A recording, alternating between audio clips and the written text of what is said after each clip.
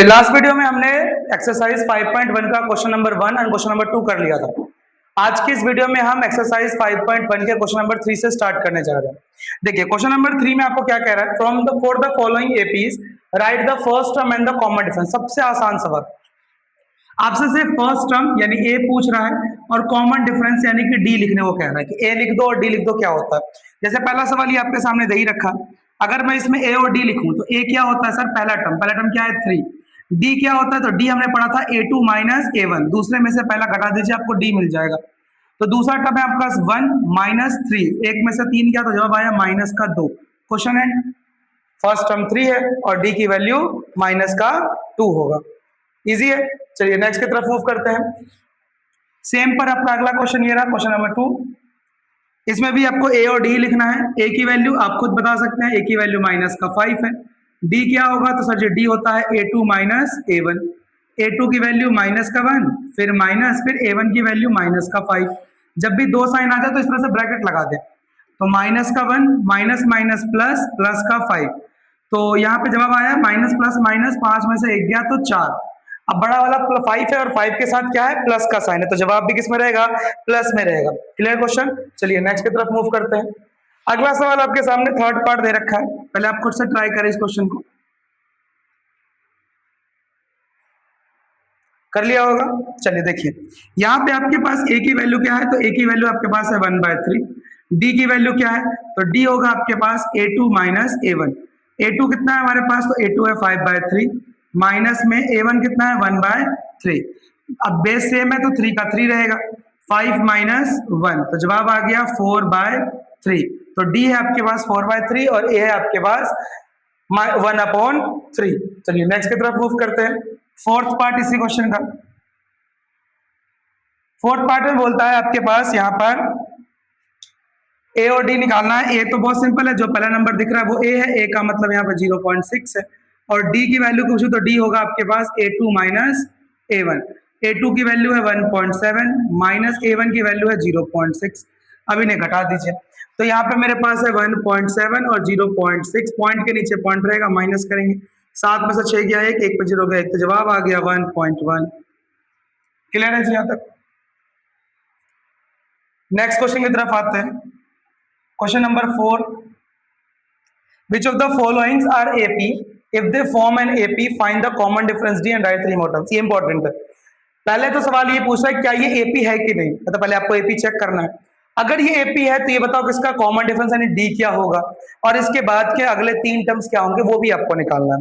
Sir किसी भी चीज को AP कह कब सकते हैं, तो ये चीज मैंने आपको फर्स्ट लेक्चर के बेसिक्स में बताया था कि सर जी जो भी AP होता है ना, उसके हर एक टर्म्स के बीच में जो D है वो सेम ही होना चाहिए। तो हम D से ही चेक करेंगे कि ये AP है कि नहीं। तो फॉर AP के लिए मैं सबसे पहले इसमें D निकालना चाहता हूँ, तो D निकालूंगा। D निकालने के लिए सबसे पहले क्या करूंगा, A2 में से A1 घटा दूंगा। तो अगर मैं देखूं तो मेरा A2 कितना है 4 है, A1 कितना है, तो A1 की वैल्यू 2 है, 4 में से 2 गया तो जवाब आ गया 2 है। ऐसे ही मैं फिर अब A3 माइनस A2 कर दूंगा। अब A3 में से अगर मैं A2 हटाऊं तो A3 क्या है मेरे पास 8 है, और A2 की वैल्यू कितना है 4 है, 8 में से 4 गया तो जवाब 4 आ गया। यहां पर आप देख सकते हैं, पहले तो आपके पास D की वैल्यू 2 आई थी, फिर D की वैल्यू आपके पास 4 आ रही है, क्या ये दोनों सेम है, नहीं है। तो यानी कि यहाँ पर A2 माइनस A1 ये बराबर नहीं आ रहा है A3 माइनस A2 के, यानी कि यहाँ पे कॉमन डिफरेंस सेम नहीं है। तो हम यहाँ बोल देंगे therefore D is not same everywhere, क्योंकि D सेम नहीं है हर जगह, so it is not an AP, इसलिए हम इसे AP नहीं कहेंगे। So it is not an AP, आता है यह AP नहीं है। ठीक है, अगर ये AP होता तो मैं आगे कुछ करता ना, AP तो है ही नहीं, तो सवाल मेरा यही पे एंड हो गया। यानी हर बार आपको जो नंबर्स गिवन होंगे उसमें D चेक करिएगा, जितने टर्म्स गिवन उसके एंड तक। अगर हर जगह D सेम आ गया तो हम मान लेंगे कि ये AP है, और अगर AP है तो फिर उसके आगे के पार्ट हम सॉल्व कर देंगे। चलिए नेक्स्ट क्वेश्चन की तरफ मूव करते हैं। नेक्स्ट सवाल है आपके पास इसी से रिलेटेड, 4 टर्म्स दे रखे हैं, आपको D निकाल करके फिर चेक करना है कि ये AP होगा या नहीं होगा। तो सबसे पहले D के लिए फॉर्मूला क्या था, A2 माइनस A1। तो A2 की वैल्यू कितनी है, A2 की वैल्यू है 5/2, फिर माइनस में A1, A1 कितना है तो 2 है, 2/1, तो यहाँ जवाब आ गया 5 1 जा 5, 2 2 जा 4 और नीचे 2 1 जा 2। 5 में से 4 गया तो 1/2। समझ में नहीं आया भैया? इस टर्म को इधर वाले से मल्टीप्लाई करो, 5 1 जा 5, फिर इधर वाले को इधर वाले से करो, 2 2 जा 4, और नीचे के लिए नीचे वाले दोनों कर दो। 5 में से 4 गया, 1/2 आ गया। ऐसे ही अब a3 माइनस a2 कर दो, तो a3 माइनस a2 करते हैं। a3 कितना है भाई? तो 3 माइनस a2 कितना है? 5/2। यहाँ पे नीचे 1 ले लेंगे, 3 2 जा 6, 5 1 जा 5, और नीचे 2 1 जा 2। 6 में से 5 गया, 1/2 सेम आ रहा है। आगे और बढ़ जाते हैं। अब a4 में से भी a3 घटा कर देख लो, तो a4 यानी चौथा टर्म 7/2, आखिरी टर्म है ये तो हमारा, माइनस 3 आ गया। तो सॉल्व करेंगे तो 7 एकम 7, 3 दूनी 6, और नीचे 2 एकम 2। 7 में से 6 गया, 1/2। हर जगह पे 1/2 1/2 1/2 आया, इसका मतलब यहाँ पे d सेम है हर जगह, तो d is same everywhere, same everywhere, d हर जगह सेम है, so it is an AP. इसलिए हम कह सकते हैं कि यह क्या है? यह एक एपी है। और अगर ये एपी है तो सबसे पहला सवाल हमसे क्या पूछा था? कॉमन डिफरेंस डी की वैल्यू। तो डी कितना आया? जो हर बार आंसर आया वही हमारा डी है, तो 1/2। इसके अगले 3 टर्म भी हमसे पूछे हैं नाउ। तो अब अगला 3 टर्म क्या होगा? सर हमारे पास टर्म्स गिवन थे a4 तक, फर्स्ट सेकेंड थर्ड फोर्थ, तो अब हम अगला टर्म निकालेंगे तो a5 निकालेंगे। a5 क्या होगा? a प्लस में 4d, सिखाया था लास्ट क्लास में। अगर नहीं देख के आए हो लास्ट क्लास के वीडियो, कुछ समझ में नहीं आएगा, पहले वो देखो फिर उसके आगे करना। a5 यहाँ जो भी नंबर रहता है उससे एक कम के साथ d मल्टीप्लाई कर दो। a की वैल्यू कितनी है? a की वैल्यू 2 है, प्लस में 4, d की वैल्यू अभी हमने निकाला था 1/2 था। मल्टीप्लाई करेंगे पहले 4 से, तो 2 प्लस 4 1 जा 4 अपॉन में 2, 4 को 2 से डिवाइड कर दो तो 2 ही आएगा, तो 2 प्लस में 2, तो जवाब आ गया 4। तो आपके पास a5 की वैल्यू आ गई। अब ऐसे ही आप a6 की वैल्यू भी निकाल लो। a6 क्या होगा? a6 हो जाएगा a प्लस में 5d। a की वैल्यू 2 है, प्लस में 5, और d की वैल्यू 1/2 है। सॉल्व करेंगे तो 2 प्लस में 5/2, यहाँ नीचे 1 ले लेंगे, फ्रैक्शन बन रहा है तो सॉल्व कर दो फिर। 2 2 जा 4, प्लस 5 1 जा 5, और नीचे 2 1 जा 2, 5 और 4 9/2 आ जाएगा a6। a6 के बाद ऐसे ही अब मैं a7 में निकाल लेता हूँ। 3 टर्म बोले थे तो a7 क्या होगा? a प्लस में 6d हो जाएगा। a की वैल्यू कितनी है? तो a की वैल्यू 2 थी, प्लस में 6, और d की जगह 1/2 आ गया। 6 1 जा 6, तो 2 प्लस में 6/2, 6 को 2 से डिवाइड करूंगा तो 3 आ जाएगा, तो 2 और 3 को प्लस करते ही जवाब आ जाएगा 5। ठीक है जी, क्लियर क्वेश्चन। चलिए नेक्स्ट पार्ट की तरफ मूव करते हैं। थर्ड पार्ट इसका। अब थर्ड पार्ट में क्या दे रखा है? a की वैल्यू है हमारे पास, चलिए a की वैल्यू दे रखी है आपके पास -1/2, फिर 1.3 -3.2 -5.2 -1.2, ये भी है। सॉल्व करना है, सब कुछ सेम चलेगा। पहले d निकालेंगे, d क्या होगा? a2 minus a1। a2 की वैल्यू है माइनस का 3.2, फिर ये एक माइनस है ना, तो पहले ये माइनस लगेगा, फिर दूसरा टर्म भी माइनस में है, तो ब्रैकेट में अगला टर्म आ गया माइनस का 1.2, तो जवाब आया माइनस का 3.2, माइनस माइनस प्लस का 1.2, प्लस माइनस माइनस। अब घटाना है इसको, 2 में से 2 जाएगा तो 0, 3 में से 1 गया तो 2 पॉइंट अपनी जगह, बड़ा वाला 3 है यानी माइनस है, तो माइनस का 2 इसका जवाब हो गया। अब a2 माइनस a1 के बाद ऐसे ही मैं क्या चेक करूंगा? a2 माइनस a1 के बाद इसी तरीके से मैं चेक करूंगा a3 माइनस a2 क्या होगा? तो a3 कितना है भाई? तो a3 हमारे पास है माइनस का 5.2, तो माइनस का 5.2, फिर माइनस a2 कितना है? माइनस का 3.2 है। सॉल्व करेंगे, माइनस का 5.2 प्लस का 3.2 हो गया, माइनस माइनस प्लस हो गया, प्लस माइनस अब फिर से माइनस हो जाएगा, तो 2 में से 2 घटाएंगे 0, 5 और 3 गया 2, तो माइनस का 2 यहाँ भी आ रहा है, बिल्कुल सही है। फिर इसी तरीके से a4 माइनस a3 कर दो, तो a4 है हमारे पास माइनस का 7.2, फिर माइनस का 5.2 हो गया, तो माइनस का 7.2 अपनी जगह पे, फिर प्लस का 5.2 हो गया, माइनस प्लस माइनस, और बड़ा वाला भी माइनस का, इससे माइनस लगाया है। 7 में से 5 घटाएंगे 2.0, यानी वापस से माइनस 2.0 आ गया। सब जगह डी सेम आ रहा है, तो बोल देंगे D is same everywhere. D जो है वो हर जगह सेम है, D is same everywhere, so it is an AP. इसका मतलब ये क्या है? यह एक एपी है। और अगर यह एपी है तो इसके अगले टर्म से बता दीजिए। तो अगला टर्म 5वां 6वां और 7वां होगा, तो a5 होता है a प्लस में 4d। a की वैल्यू है हमारे पास माइनस का 1.2, फिर प्लस का 4 और d की जगह आपके पास आ गया माइनस का 2। तो प्लस माइनस माइनस, तो जवाब आ गया माइनस का 1.2 माइनस में 8, तो माइनस माइनस प्लस 8 और एक 9, तो माइनस का 9.2 आ गया। इसी तरीके से A5 के बाद फिर A6 आएगा। A6 होगा a प्लस में 5d।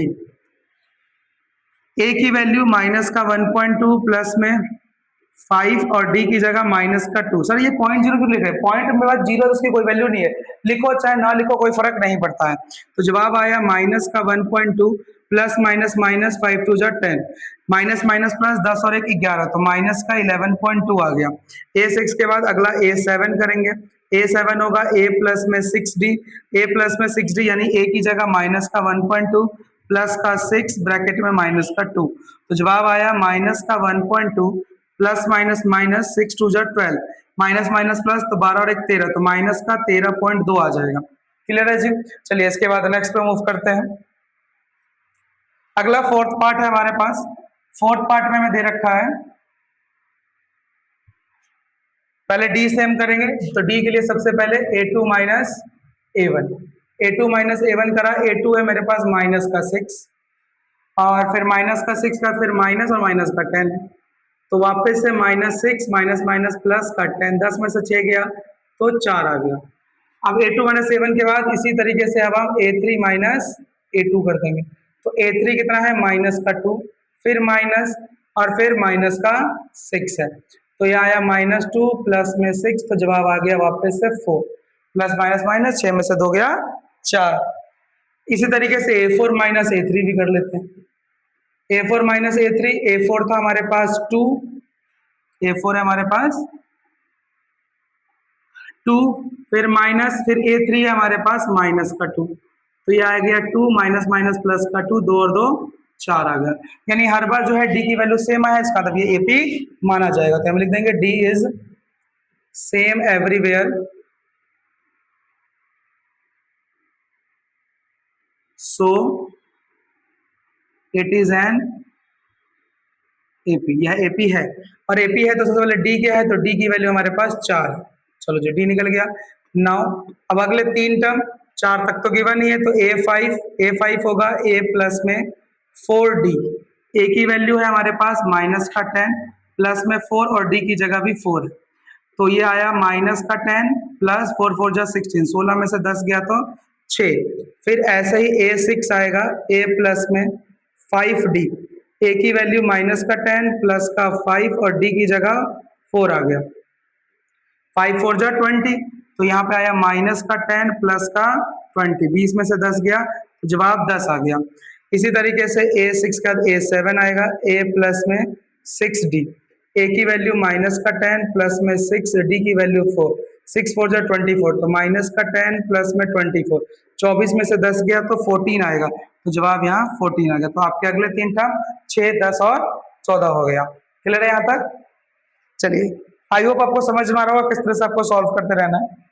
नेक्स्ट क्वेश्चन आपके पास इसी टाइप का एक और आ गया।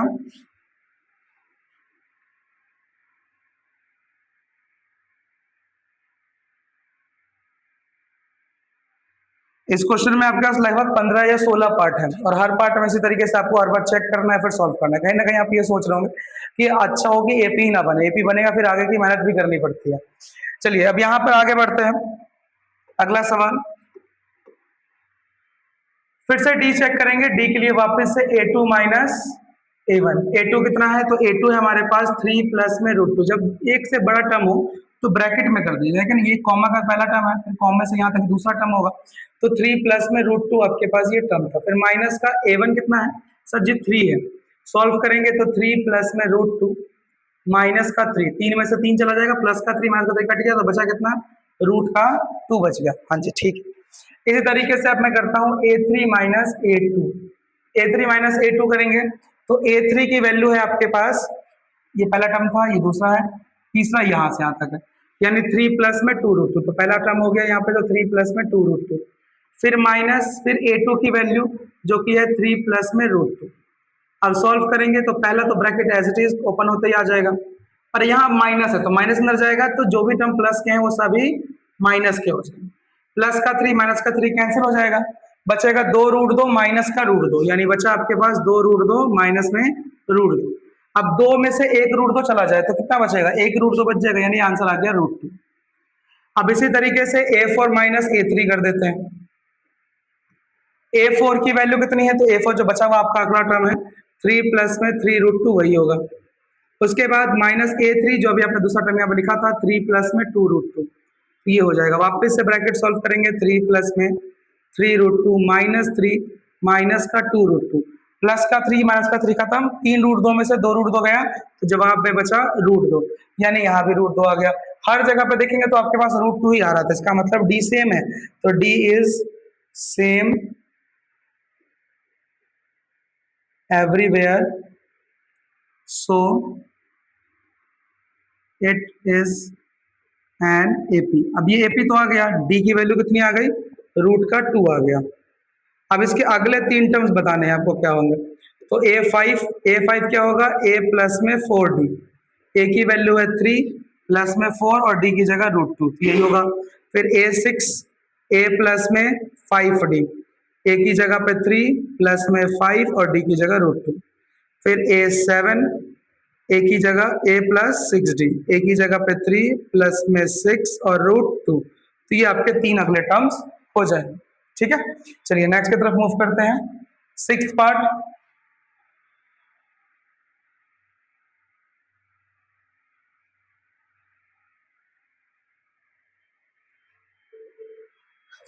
देखेंगे। 6th पार्ट में आपके पास सबसे पहले D निकालेंगे, D होता है A2 माइनस A1।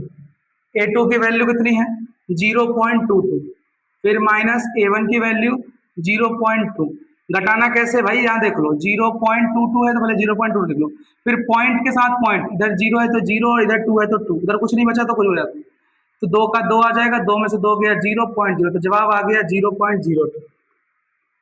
फिर ऐसे ही A3 माइनस A2, A3 कितना है भाई, तो 0.222 माइनस 0.22, सॉल्व करेंगे तो भाई पहले है 0.222, फिर है 0.22, माइनस करेंगे 2 का 2, ये 0 हो गया, ये 0 हो गया, 0.0, तो जवाब आया 0.002। ऊपर 02 था, नीचे 002 आया, सेम है क्या, नहीं है, तो यार ये तो बहुत अच्छा हो गया। D is not same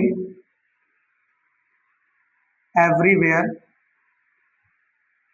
so it is not an AP। जब D सेम ही नहीं है तो फिर ये AP भी नहीं होगा। आई होप आपको ये 6 पार्ट समझ में आए होंगे।